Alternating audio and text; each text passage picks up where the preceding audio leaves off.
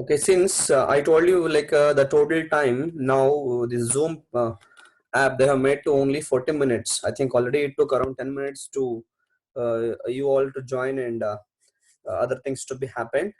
Now we can start the class directly. So in the last class we have discussed about process scheduling in the chapter 5. Now we'll start the new chapter, that is chapter 6, process synchronization.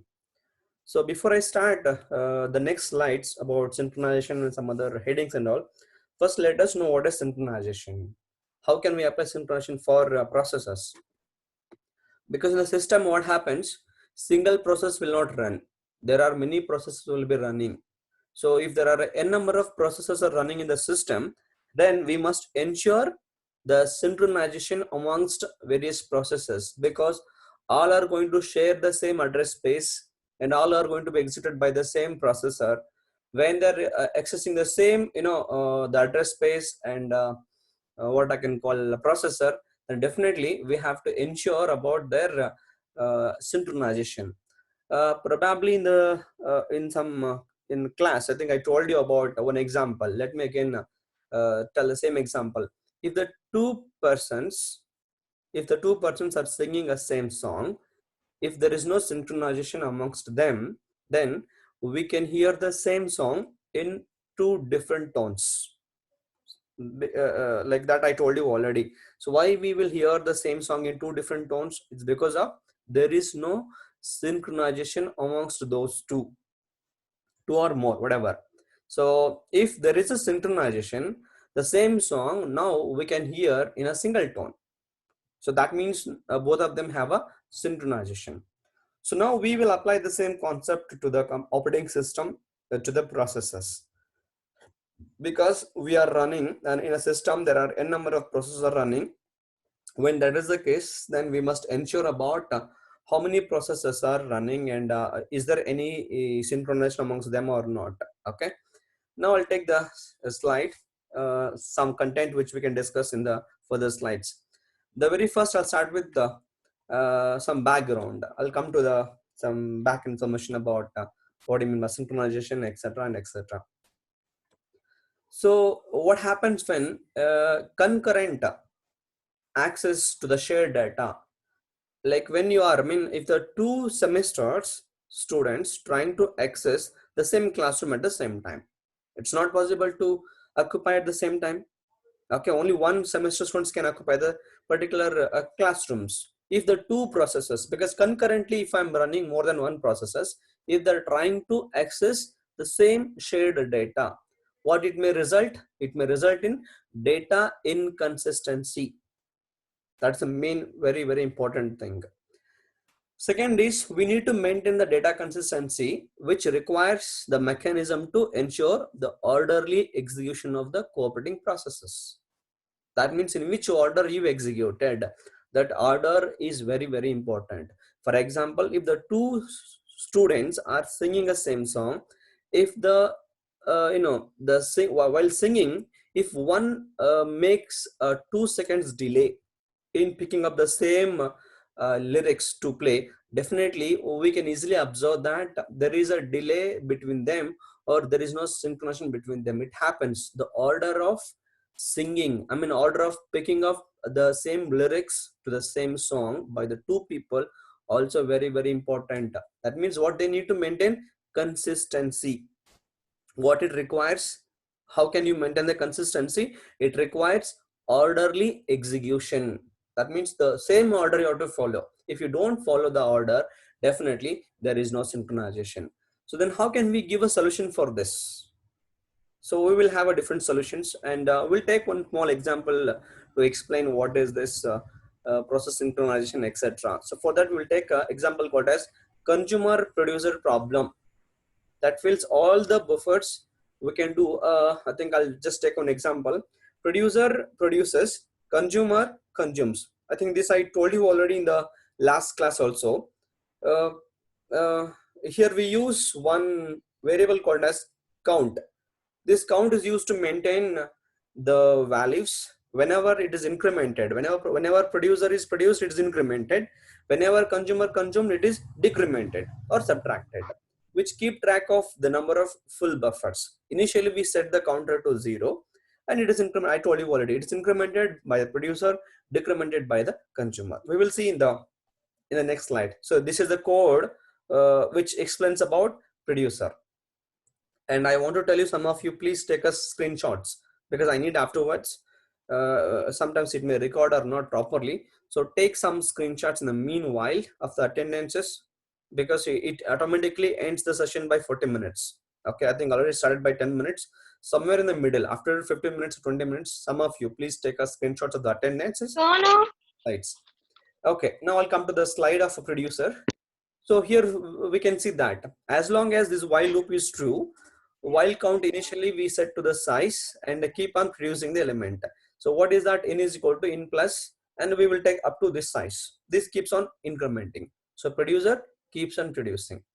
And the code for in the consumer, look at here. So as long as while is true, and we will start consuming one by one as long as we can talk about initial. What we can take the condition, count is equal to 0, and don't do. I mean, if the count is 0 means we cannot consume. That means what it indicates, there are no elements. Otherwise, there are elements. Keep taking from the buffer and keep consuming. This is called as consumer code. Now, what happens exactly here? So I have shown you here one title called as race condition. So what is that race condition? So race condition stands for a situation in which several processes access and manipulate the same data concurrently, and the outcome of the execution depends on the particular order in which the access takes place. This is known as race condition. Very, very important. In the question they ask you, explain the race condition with an example. Race condition definition I have given here.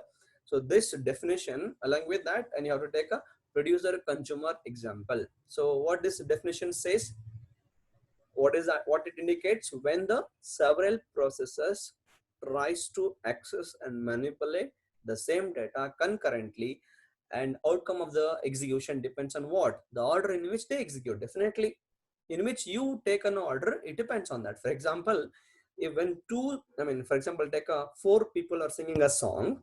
If the four people are taking the same order, then we can hear a single tone. If person 1 takes 1 second delay, person 2 takes a 2 seconds delay, person 3 syncs, and person 4 takes a 3 seconds delay. If there is a order in this fashion, definitely, and we can able to hear some 4 different tones. That is called as the race condition. That means there is no synchronization amongst those 4 when they are singing a song. The same thing here also it happens. Several processes tries to access. So which they tries to access the same data concurrently. Most important it is. It's not in a different timings they are going to access. At the same time, if all the processes tries to manipulate and access the same data, and what would be the outcome? The order in which they execute it, or the order in which they access, it depends on that. This is called as race conditions. Now I'll come back to the slide. Okay, and we can explain this race condition with an example. See, as I told you already, count plus plus will be done in the producer, count minus minus will be done in the consumer. And see the sequences: S0, S1, S2, S3, S4, S5. So initially we set the count to 5. Okay, so at the S0 statement, at the instruction S0, producer execute. So when the producer executes, what about the count? So we will set or we will initialize count to register 1. In the next statement or next instructions, producer execute register 1 is equal to register 1 plus 1. That means it was 5, it becomes 6, right? In the statement 2, okay, that is instruction 3, consumer execute, and it's going to set again count to register 2. Now consumer executes, that decrements. Now register 2 becomes 4. Now we set the register 1 to the count, register 2 to the count. What happens to the last S4 and S5? See, register 1 and register 2, we are again setting back to the count. So what would be the count value? Either it can become a 6 or it can become a 4. What exactly should happen actually? The value of the count should be, see the order here. So here the order of the count for producer is 6, and order of the count for the consumer is 4, and this is giving a wrong output. That means the order in which they execute, they access the data, based on that it's going to execute. So this particular scenario situation is called as race condition. So they can ask you definitely this. You have to write all these 5 statements, S not to S further 6 statements to explain about what is race condition. To solve this race condition now, using what we use that synchronization. For that reason only, we need to give a solution for this race condition. So synchronization uses one method called as critical section. That is critical section problem. So what is this critical section problem? When a one process access the critical section or it's executing, then other process has to wait. For example, if the students occupied the room number 1 and the other students, other semester students have to wait until the students of 4th semester have to complete. That means here when the two processes tries to access the same data, so what we can assure that other process has to wait until the execution of the current process.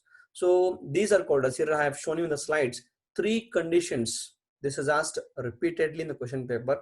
What are the 3 conditions of a critical section or requirements of a critical section problem? What are 3 requirements? First is mutual exclusion. What is this mutual exclusion?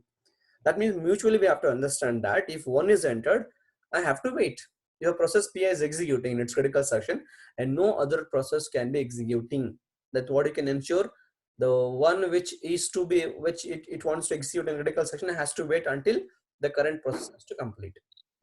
The second one, progress. If no process is executing in its critical section and there exists some process that wish to enter critical section, then the selection of the processes that will enter the critical section cannot be postponed. That means you can see the progress of the processes. And the third is bounded waiting. So bound must exist on the number of times that other processes are allowed to enter the critical sections after a process has made a request to enter its critical section, and before that the request has granted. And look at here, assume that each process executes at a non-zero speed and no assumption concerning relative speed of the n number of processes. That means there should not be keep on waiting, and one has to wait for other, and there should be if there is no progress, and you can check it out, is there any processor waiting